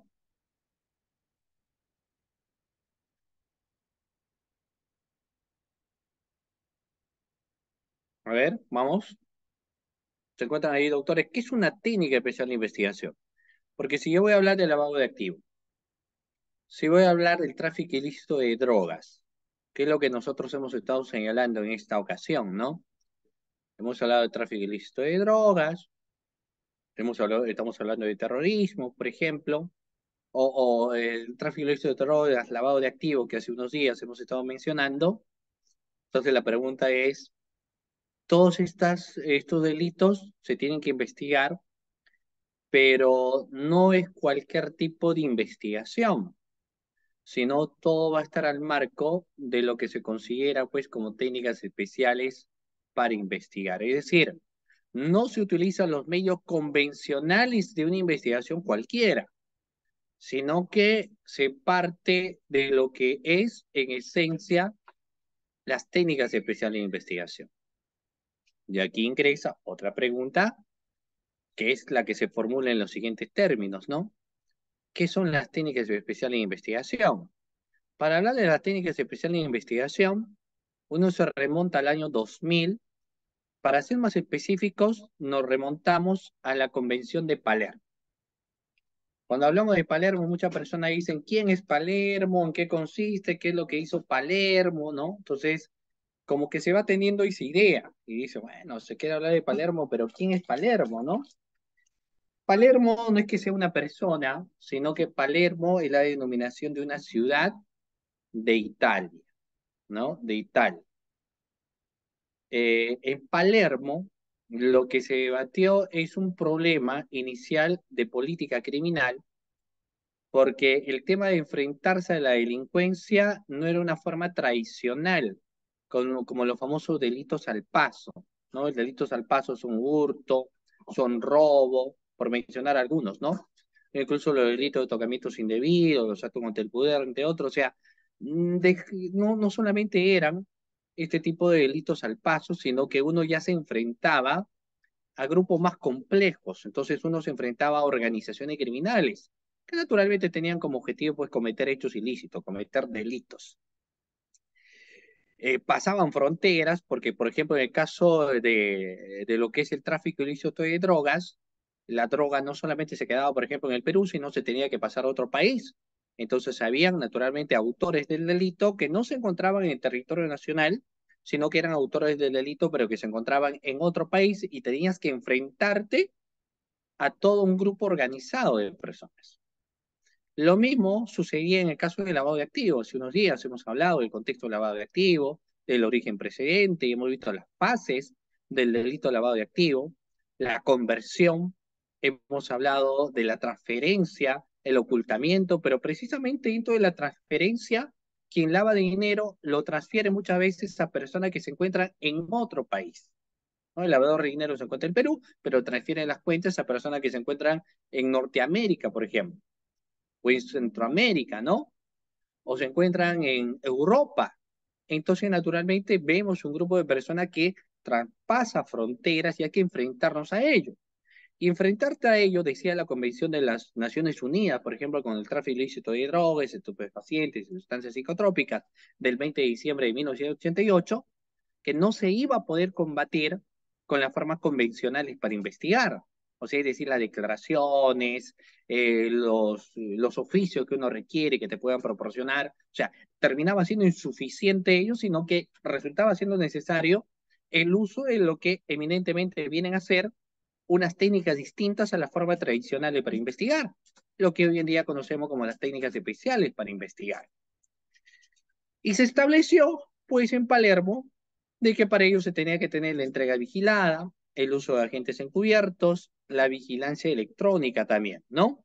Ahora, naturalmente para recurrir a las técnicas especiales de investigación, no se recurre, pues, ante cualquier delito. Por ejemplo, vamos a ver, delito contra el patrimonio, hurto y robo cometido por una persona, ¿no? O sea, hablando de la problemática, pues ¿cuántos de nosotros, doctores, no han sufrido en alguna ocasión un delito de hurto, un delito de robo, ¿no? Hay muchas personas que han sufrido este delito, hurto, robo y demás. Pero ¿acaso en estos hechos delictuosos es necesario tener que recurrir necesariamente a lo que vienen a ser las técnicas especiales de investigación? Obviamente que no, solamente con las técnicas tradicionales para investigar resultan siendo más que suficientes, ¿no? O sea, las declaraciones indagatorias, las testimoniales, los oficios que yo puedo tener y que puedo recabar, terminan siendo sencillamente suficientes con ello. Pero para enfrentarnos a la delincuencia transnacional, entonces no solamente será con el uso de las técnicas convencionales para investigar, sino las técnicas especiales. Pero ojo, por eso no dice que hay que destacar que su aplicación es según las exigencias del caso. No es lo mismo investigar hurto y robo, tocamientos indebidos, que investigar, por ejemplo, lavado de activos, que investigar tráfico ilícito de drogas, trata de personas o delito de corrupción de funcionarios. Las complejidades en cada uno de estos casos es variante, es diferente. Para algunos sí va a ser necesario el uso de una técnica especial de investigación y para otros, eminentemente, sencillamente no. ¿Cierto? Muy bien. Ahora, pregunta a la clase. La ley 30077, reitero nuevamente, ley 30077 me establece a las técnicas especiales de investigación. Entonces lo que aquí preguntamos, por ejemplo, es ¿qué técnicas especiales de investigación conocemos? Yo eso lo formulo también como pregunta a ustedes, ¿no? A ver, doctores, ¿qué técnicas especiales de investigación conocen? A ver, obviamente dejo de compartir después esta diapositiva porque si no ustedes van a tenerlo, ¿no? Pero a ver, señálenme, doctores, qué técnicas especiales de investigación conocen. Especiales, ¿ah? No técnicas tradicionales para investigar, sino técnicas especiales para investigar. A ver, ¿alguna idea de alguna técnica especial de investigación que conozcas, que hayas escuchado, o que si te encuentras en la práctica misma sabes, ¿no? Cuando hablamos de cuál viene a ser precisamente esa técnica especial para investigar. ¿Cuál es esa técnica especial de investigación que conoces? A ver, vamos a ver. La doctora Julia me dice agentes encubiertos, ¿no? Ustedes saben que a los agentes encubiertos pues se lo conoce como los famosos topos también, y no hay que confundir a un agente encubierto con lo que viene a ser un agente especial, ¿no? Son distintos. Ya posiblemente en esta clase luego más adelante empecemos a señalar los marcos de diferencia entre lo que viene a ser un agente encubierto y entre lo que viene a ser naturalmente un agente especial. Ahora, la colaboración eficaz no es una técnica especial de investigación, ¿ya? Yo sé que muchas personas consideran que posiblemente la colaboración eficaz debería ser una técnica especial de investigación o incluso algunos señalan que la colaboración eficaz debería ser un mecanismo de implicación procesal. Pero ni la colaboración eficaz es una técnica especial de investigación, ni la colaboración eficaz viene a ser un mecanismo de implicación procesal, porque la colaboración eficaz termina teniendo una propia autonomía.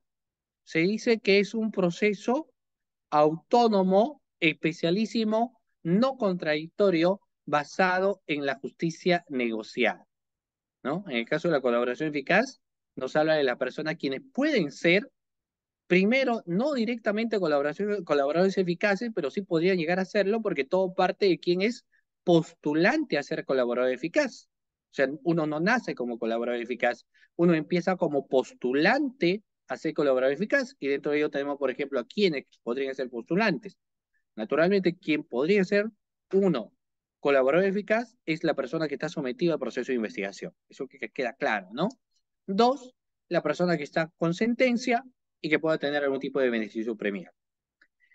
Y tercero, cualquier otra persona que si todavía es cierto, no se encuentra involucrado aún como persona investigada en el proceso, pero que existen grandes probabilidades que se lo puede incorporar al marco procesal. Entonces, cualquiera de los tres puede postular a ser colaborador eficaz. Y no es que directamente hablamos de quién es un colaborador eficaz, porque parte siempre del tema de la postulación. Sabemos, pues, que el colaborador eficaz da información, ¿no? Algunos en un contexto un poco más, digamos, chabacano, no sé si el término cabe, pero dicen, no, el colaborador eficaz no es otra cosa que, o el postulante a colaborador eficaz no es otra cosa pues que el soplón, ¿no? El que delata a quiénes son los integrantes posiblemente de la organización criminal o la banda criminal. Da información, pero cuya información, dentro de las reglas, ¿no? De esta institución de la colaboración eficaz, nos establece, por ejemplo, que tiene que pasar por una fase de corroboración. ¿Y quién se encarga de la corroboración? A través de la diligencia que va a disponer, obviamente el representante del Ministerio Público, llámese en este caso el fiscal. El fiscal dispone, ¿no? Entonces, al tener precisamente esa autonomía, no es una técnica especial de investigación, ni tampoco es un mecanismo de investigación procesal, ¿ya? La entrega vigilada, que dice la doctora Cecilia, sí es considerada una técnica especial de investigación, ¿ok? Reitero, la entrega vigilada sí es una técnica especial de investigación a través del cual se autoriza que las autoridades puedan dejar pasar ciertos bienes que son materia delictuosa, como drogas, por ejemplo, como armamentos, porque si no se tendría que pasar a la incautación. ¿Y por qué se le deja pasar? Porque el objetivo es ver a quién se le va a entregar, ¿no? Quién recibe, es decir, identificar a la persona. Entonces hay que ser cuidadoso para ello también y se utiliza pues esta técnica especial de investigación. Interceptación de las comunicaciones. Muy bien, esa sí viene a ser una técnica especial de investigación. ¿Cómo funciona una interceptación de las comunicaciones? Y eso me permite hacer hincapié en base a la siguiente pregunta que yo le voy a formular. Por ejemplo, ¿cómo yo podría diferenciar o cómo ustedes podrían diferenciar un levantamiento del secreto de las comunicaciones con una interceptación de las comunicaciones? ¿Cómo podremos diferenciar, doctores, un levantamiento del secreto de las comunicaciones con una interceptación de las comunicaciones? ¿Alguna idea? A ver, ¿cómo diferenciamos, doctores, esto?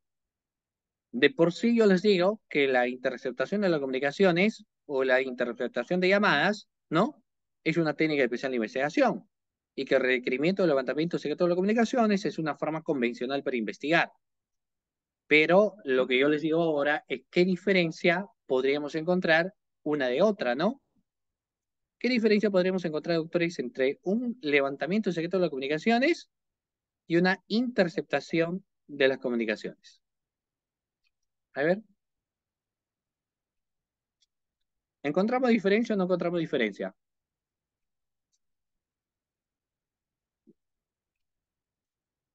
Por supuesto que sí, hay que encontrar diferencia y hay diferencia, ¿no? Pero ¿qué diferencia encontramos entre una y otra? ¿Qué diferencia encontramos entre interceptar una comunicación y levantar una comunicación? A ver, ¿qué diferencia entre una y otra?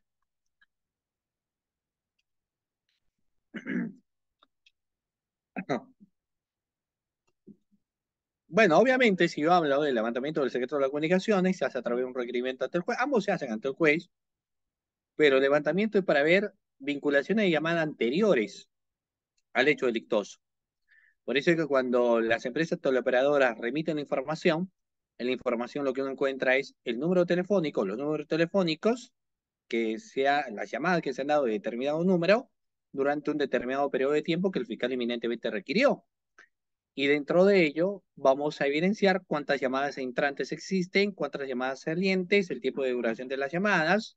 También podemos encontrar mensajes salientes, mensajes entrantes. O sea, eso nos permite, en pocas palabras, tener prueba indiciaria. No técnicamente una prueba directa, naturalmente, sino basamos en indicios.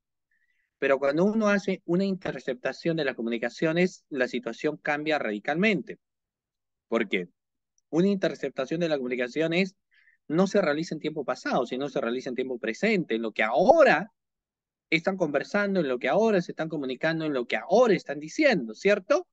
Entonces, eso viene a ser una interceptación de las comunicaciones. Por ejemplo, imagínense si yo en estos momentos estaría bajo esta medida, que es la interceptación de las comunicaciones, todo lo que estoy hablando en la clase, todo lo que les estoy señalando, todo lo que estoy manifestando, sería escuchado y vigilado seguramente por un efectivo policial, ¿no?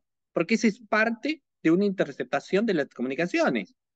Pero para ello se requiere, como nosotros sabemos, pues, un mandato, una orden judicial previo al requerimiento que nosotros hemos realizado, ¿no?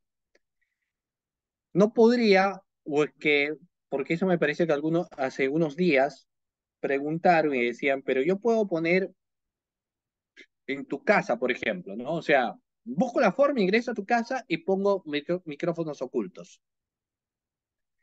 A través de esos micrófonos ocultos que puse en tu casa, yo escucho todo lo que está conversando, con quiénes hablas, quienes vienen y demás. O sea, monitoreo toda tu conversación. Porque te he puesto cámaras, micrófonos ocultos dentro de tu departamento, de tu casa, etcétera. Pregunta, ¿es válido ello? ¿O podría estar cometiendo un delito? Obviamente no es válido porque podría estar cometiendo un delito, ¿no? Y si voy cometiendo un delito, ¿qué delito podría ser?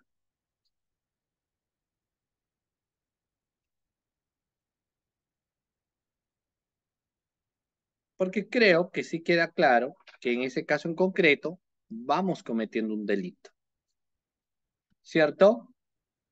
¿Y qué delito será?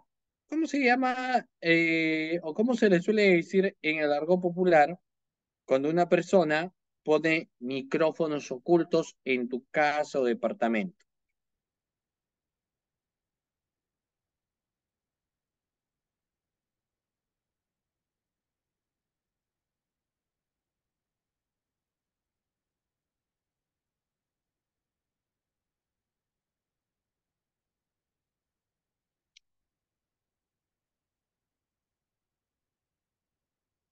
A ver,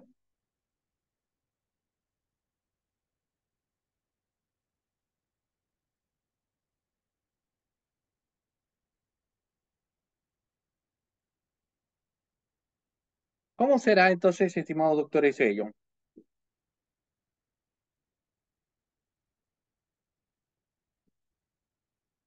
Claro, violación al secreto de las comunicaciones. Muy bien.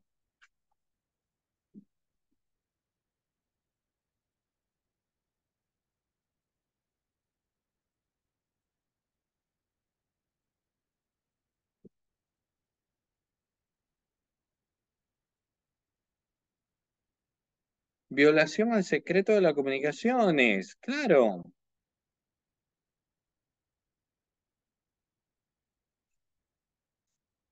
Así se le denomina, ¿no? Violación al secreto de las comunicaciones. Por supuesto que sí.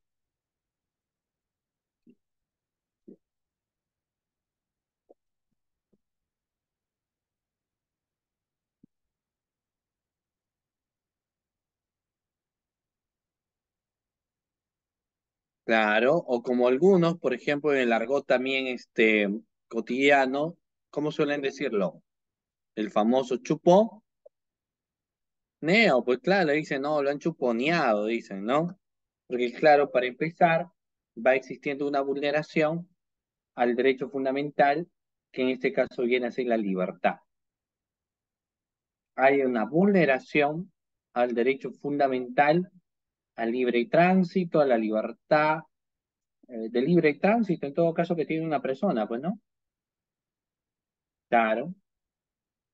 Y es un marco, pues, de delitos, es un marco de delitos, es una cuestión que evidentemente no se puede dar, o sencillamente pues no se puede permitir, ¿no? Y como les digo, pues son circunstancias o situaciones que también, bueno, se puede dar y que son marcos que en ocasiones se ven, ¿no? Bueno,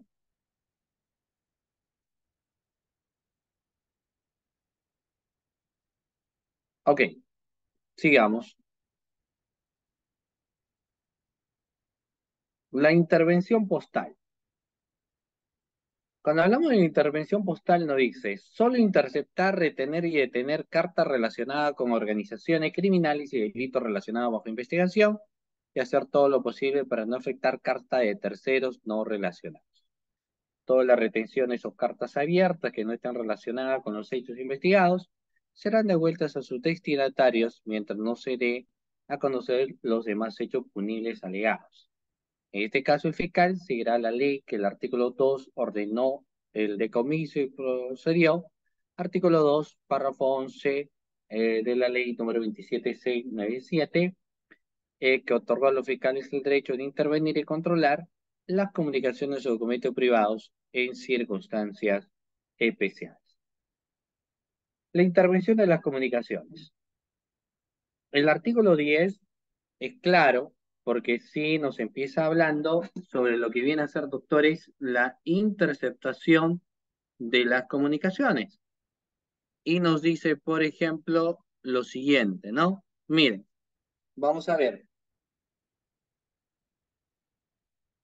Artículo 2, intervención de las comunicaciones. En el ámbito de esta ley, los fiscales deberán mantener debido registro de las intervenciones de comunicación y los fiscales deberán ordenar la copia de las partes relevantes y útiles para la investigación, remitir comunicaciones ajenas a la investigación a las personas afectadas o las medidas y ordenarle que sea responsable de la destrucción de las transcripciones o copias, salvo que los registros antes mencionados se demuestre que presuntamente se llevó a cabo otro acto punible.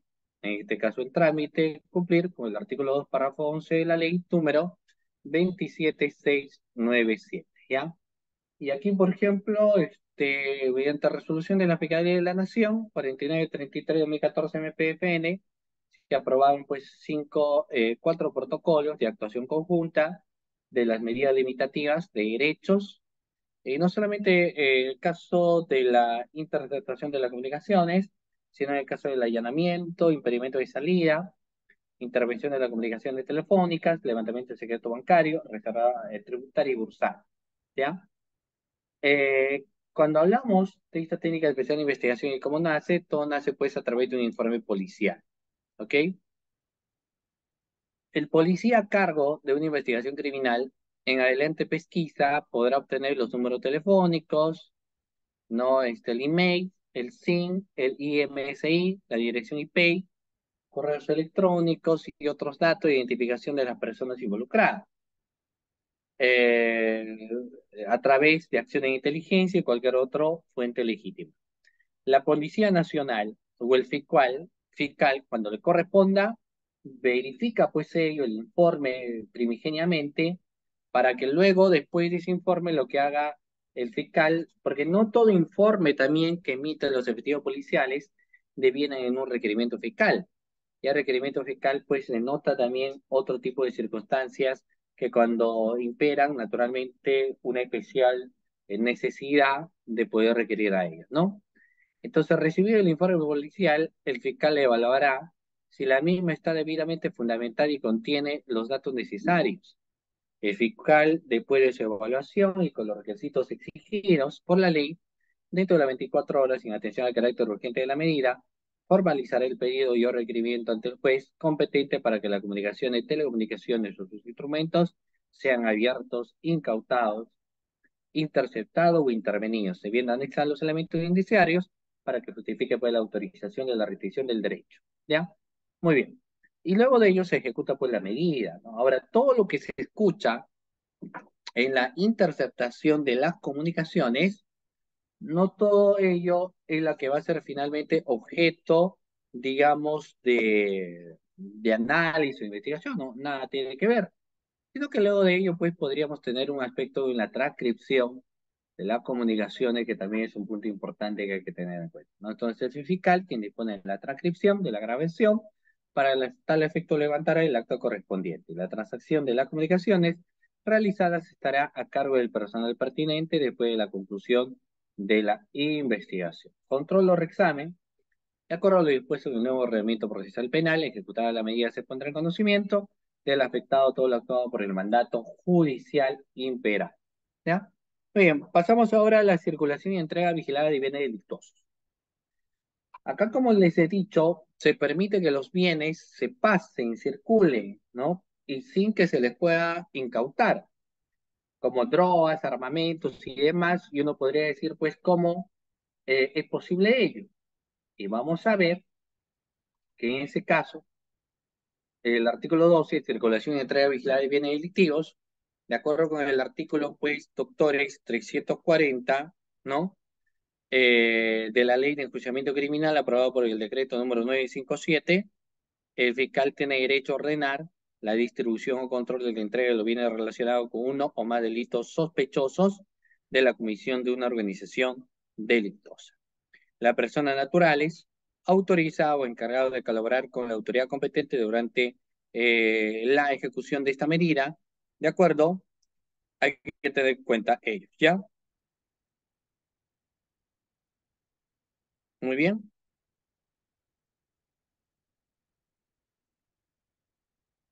muy bien. Vamos a ver entonces. Ok, perfecto. Muy bien. Vamos a ver. A ver un momento.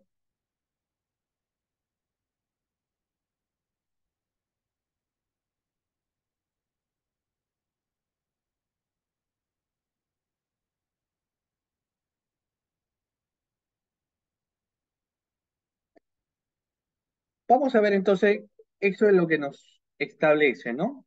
Ok, personas naturales autorizadas o encargadas, por ejemplo, de colaborar con la autoridad competente durante la ejecución de esta investigación, la debida diligencia podrá quedar exenta de responsabilidad penal, siempre que su comportamiento se limite estrictamente al alcance de la ley de investigación y la finalidad de restricciones y otras características, ¿ya? Artículo 340, circulación y entrega vigilada de bienes delictuosos. Nos establece, por ejemplo, aquí lo siguiente: el fiscal podrá autorizar la circulación o entrega vigilada de bienes delictivos. Esta medida deberá acordarse mediante una disposición en la que se determine explícitamente, en cuanto sea posible, el objeto de autorización o entrega vigilada, así como la característica del bien delictivo, del cual se está teniendo, pues, naturalmente, a bien de tratar también, estimados doctores, ¿ya? Ya el agente encubierto lo hemos señalado, y en el caso de las acciones y seguimientos, podemos tener pues un auge de mucha información, la cual hay que evidenciarlo y señalarlo también explícitamente, ¿ya? Muy bien, doctores. Bueno, el contexto de la colaboración eficaz es un tema aparte, quizá más adelante lo podamos señalar. De igual forma, doctores, como de esta manera estaríamos llegando a la parte final, les dejo aquí mi número de WhatsApp. Ustedes me pueden escribir, ¿no? Al 997-588013, si es que quieren algún tipo de los materiales de esta sección de clases, gustoso les puede proporcionar. Ahí los va dejando mi número, 997-588013. Bueno, doctores, de esta manera vamos llegando a la parte final de la sesión de clase del día de hoy, agradeciendo en primer lugar pues a la prestigiosa institución CEPOCAC, eh, que me han trasladado la gentil invitación para estar presente en estas dos sesiones de clase, ¿de acuerdo, doctores? Muy bien, mi agradecimiento a todos ustedes también que han estado aquí presentes, evidentemente en esta sesión de clase, ¿de acuerdo? Ha sido un honor estar con ustedes en estas dos sesiones de clase, hablando de un tema bastante importante, y mi agradecimiento también al doctor Harold Aquino por la invitación a mi persona. Y bueno, no me queda más que enviarles un fraternal saludo a cada uno de ustedes. Ustedes me encuentran en las redes sociales como Sergio Emerson. Un abrazo y Dios mediante, pues, nos estaremos viendo en una próxima oportunidad. Buenas noches.